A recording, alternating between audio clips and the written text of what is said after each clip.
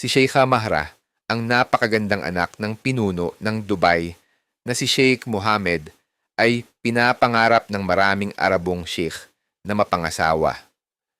Noong 2023, pinakasalan niya ang kanyang pinsan na si Sheikh Mana sa isang marangyang kasal. Masaya silang magkasama at nagkaroon pa ng anak. Ngunit kamakailan, ginulat ni Sheikha Mahra ang lahat ng ianunsyo niya ang kanyang diborsyo sa Instagram.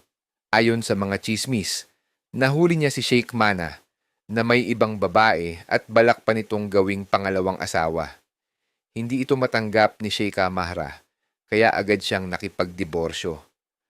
Marami ang humanga sa kanyang tapang sa pagdedesisyon para sa sarili. Ang kanyang kwento ay nagdala ng pagkabigla sa UAE at umani ng suporta mula sa buong mundo. Ano ang masasabi mo sa naging desisyon ni Sheikha Mahra? I-comment sa ibaba at huwag kalimutang i-like at i-subscribe para sa iba pang kwento.